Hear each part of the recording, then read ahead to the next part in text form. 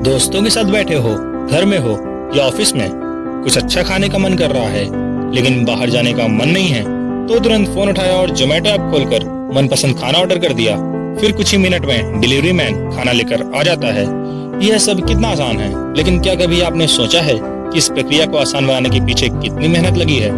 कैसे दीपेंद्र गोयल का एक आइडिया जो वेबसाइट के रूप में शुरू हुआ और आगे चलकर फूड डिलीवरी बिजनेस में एक यूनिकॉर्न कंपनी बना और जिसने दूसरी बड़ी कंपनियों को भी खरीदा।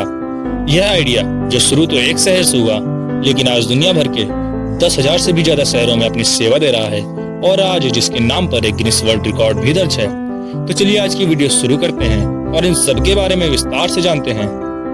नमस्कार दोस्तों, दीपेंद्र गोयल जो जोमेटो कंपनी के मालिक है, इनका जन्म 26 जनवरी 1983 को पंजाब में हुआ था। घर पर मम्मी पापा दोनों ही टीचर थे, फिर भी पढ़ाई लिखाई में इनका कुछ खास लगाव नहीं था, जिसकी वजह से ये 5वीं क्लास में फेल भी हो गए थे। फेल होने के बाद घर वालों का प्रेशर इन पर पड़ा, जिसके बाद इन्होंने पढ़ाई को सीरियस लेना शुरू कर दिया और आगे चलकर आईआईटी एग्जाम क्लियर करके आईआईटी दिल्ली से अपनी एमटेक की पढ़ाई पूरी की। ग्रेजुएट होने के बाद इन्होंने नई दिल्ली में एक पेन एंड कंपनी में सीनियर एसोसिएट कंसल्टेंट के रूप में काम किया। इस दौरान वह कैफेटेरिया के मेन्यू कार्ड के लिए लंबी लाइन में लगते थे। तभी इन्होंने महसूस किया कि लोग खाने का मेन्यू कार्ड देखने में ही अपना सबसे ज्यादा समय लगा देते हैं।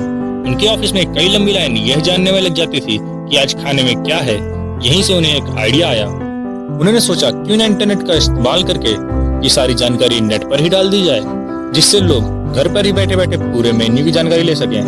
तो उन्होंने अपने कंपनी का मेन्यू डाटा ऑनलाइन कर दिया, जिसके बाद उन्हें अच्छा रिस्पांस मिला। यहीं से उन्होंने इस बात को सीरियस लेना शुरू कर दिया कि अब जमाना बदल रहा है और तकनीक देश के अंदर मजबूत हो रही है। धीरे धीरे समय बीता, फिर दीपेंद्र गोयल ने अपने दोस्त पंकज चड्ढा के साथ मिलकर 2008 में फूडीबे ऑनलाइन पोर्टल की शुरुआत की। इस पोर्टल पर रेस्टोरेंट की डिटेल्स के साथ साथ अब उनके लिए रेटिंग भी कर सकते थे, जिसमें उन्होंने दिल्ली के सैकड़ों रेस्टोरेंट के मेन्यू डाले।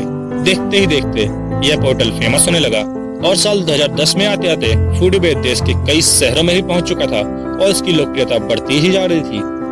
तो उन्होंने फूडीबे का नाम बदलने का सोचा, क्योंकि foodibay.com का नाम ebay.com से मिलता जुलता था, जिससे उन्हें बाद में प्रॉब्लम आ सकती थी। तो उन्होंने खाने की चीज से मिलता जुलता नाम टोमेटो से जोमेटो साथ लिया और यहाँ से जोमेटो नाम की शुरुआत हुई।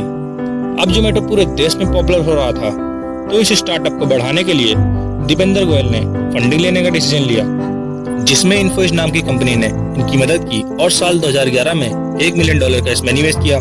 फंडिंग मिलने से दीपेंद्र गोयल और पंकज चड्ढा का मनोबल बढ़ गया, तो उन्होंने पेन एंड कंपनी में अपनी नौकरी छोड़ दी और अपना सारा समय जोमेटो के विकास के लिए समर्पित कर दिया और जोमेटो का विस्तार पूरे देश में करना शुरू कर दिया।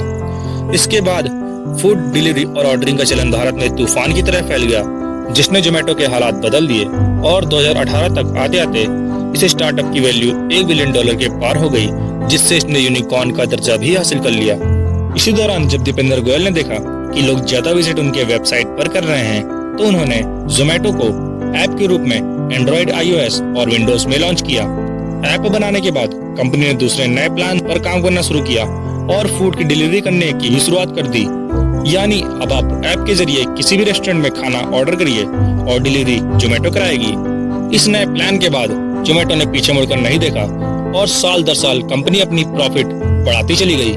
फिर साल 2021 में जोमेटो अपना आईपीओ लाकर शेयर मार्केट में NSE और BSE पर लिस्ट हो गई, जिसमें आम निवेशक ने भी इसमें निवेश किया और खूब प्रॉफिट कमाया।